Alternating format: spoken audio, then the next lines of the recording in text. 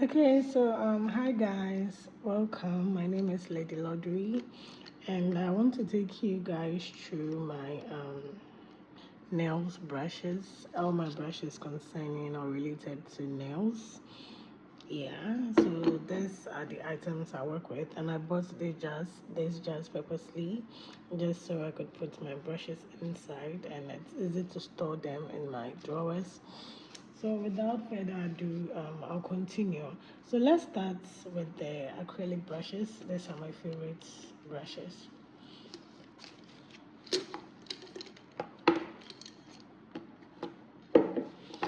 So first of all, this brush is a set. It's 4 pieces, but one is destroyed, so I had to throw it away. So we have this in size 10, size 12, and size 14. Yeah. So this is what it looks like.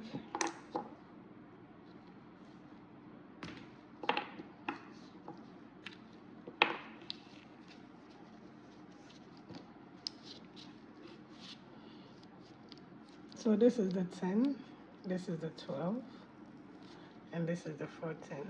Yeah, they are my favorite acrylic brush to use. And then also there is another acrylic brush of mine. When I was learning, this is the brush I used to learn. It's not perfect, but at least it does the job. It gets the work done. So I love it, and because I don't have size 16 over here, this is my size 16 brush. So I love it because I have 10 to 14 here, and this is my 16. And this is my favorite. This is my favorite too, guys. It's a little bit dried up. Yeah, because I haven't used it for a whole week. Yeah, so this is my favorite brush. And I don't have anything to cut on this one. It's very good for picking up products, especially for my cuticle side. So when I'm ready to work, I'll do a different video for you to see my making sure they are conditioned. But for now, this is what this brush looks like. Yeah. And this one is my polygel brush. It's dual ended, so this is the spatula to pick up the polygel, and here is to pat the polygel with alcohol in place. Yeah, so this is what it looks like. And I always want to make sure my acrylic brushes are covered, especially after application, because I make sure they're in good condition. I clean them. I put a little bit of cuticle oil here and there. Yeah.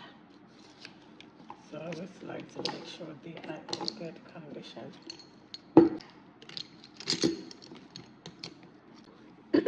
And there's the second one. It's also acrylic brushes.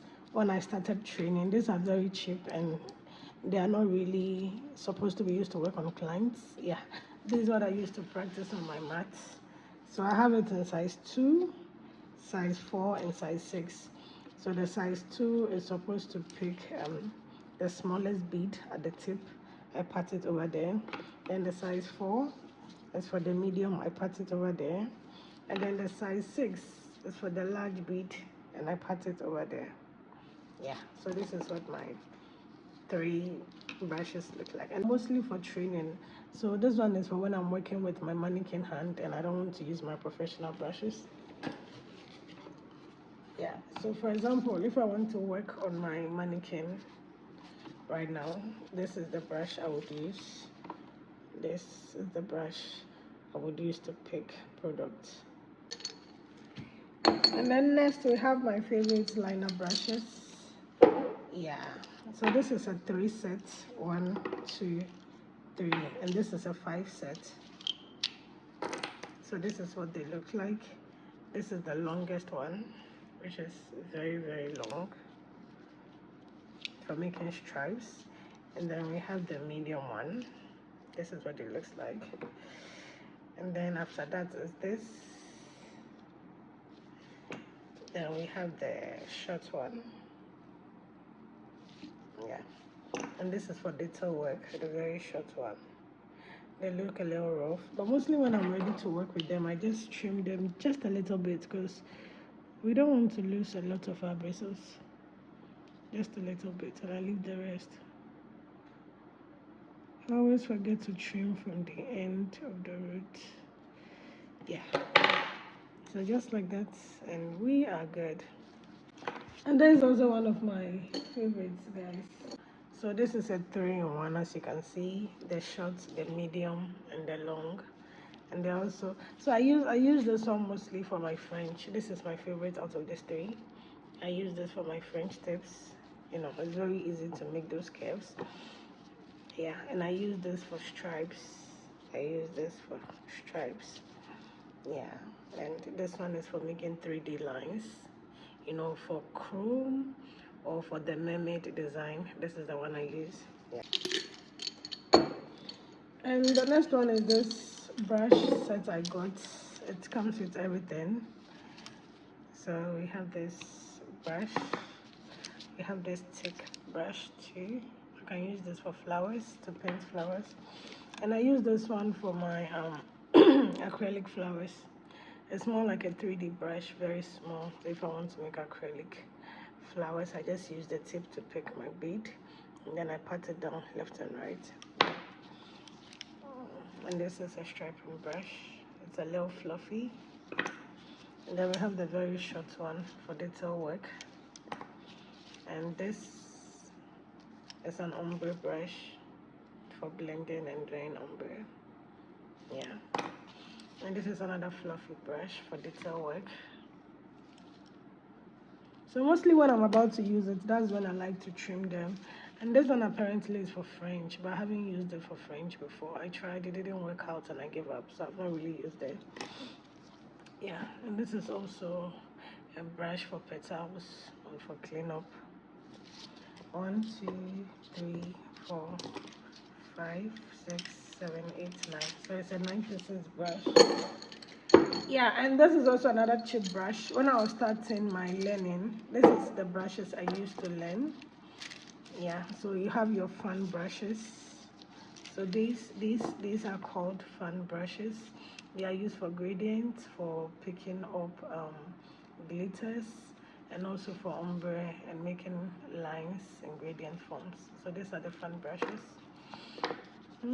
I call those ones my cleanup brush, mostly to clean up mistakes I do when making polishes.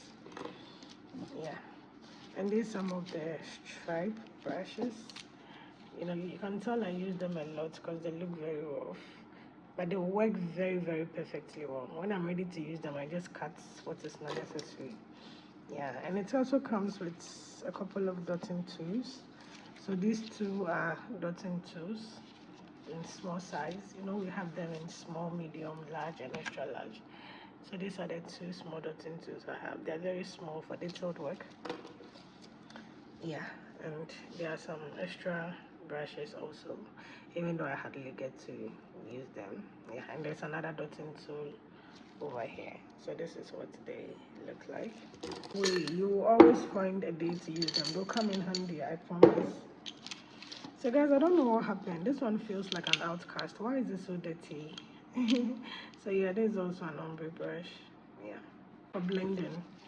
And this ones were supposed to be for flower petals, to make petals, flower shapes, and other designs. But I haven't officially got to use them yet. So I'll be trying with you guys one of these days. This is what they look like. And it's 8 pieces. And for these ones, I use them a lot. These are my silicone brushes. So mostly I use this one for my petals. Hard gel for my petals. Yeah. And this ones are wax pencils to pick up your charms, to pick up your few glitters or your studs or your sequins. You know, yeah, this is what you use to pick your crystals and to place your charms on the glue to dry it up. It's very, very good. You can sharpen it as well.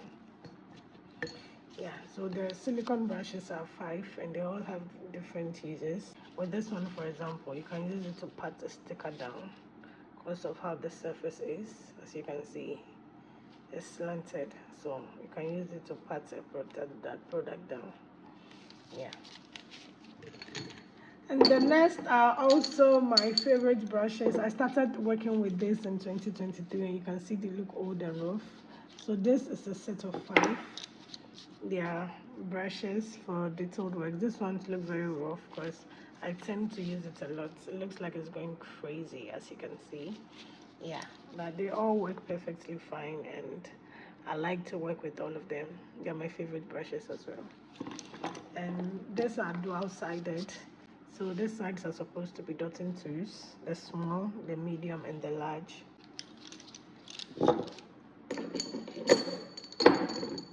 And the next thing we have is this flower brushes, but it doesn't work for me. I've tried all of them. So they are pre-made shapes. You have to put it on a polish try. It doesn't work for me. And it's a little pricey, guys. It's fucking pricey.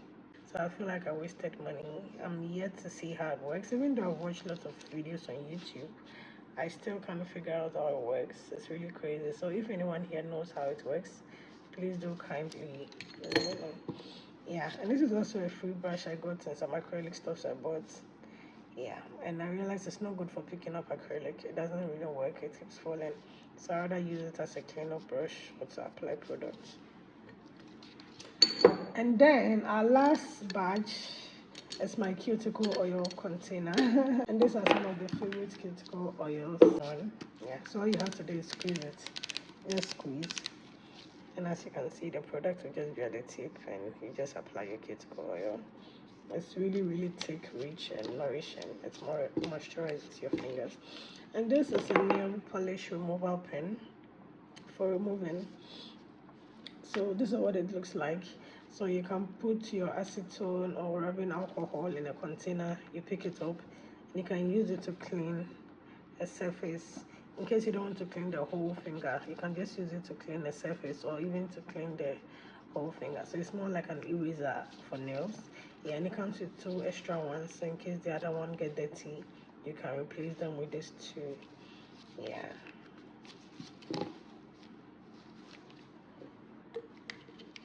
And I stored these very easily in my drawer. They all fit in perfectly.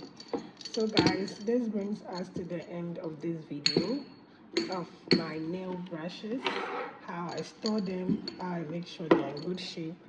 And like I said, mostly for the acrylic brushes, I always clean them when I'm about to work. Like I'm not working right now and I don't want to open my monomer.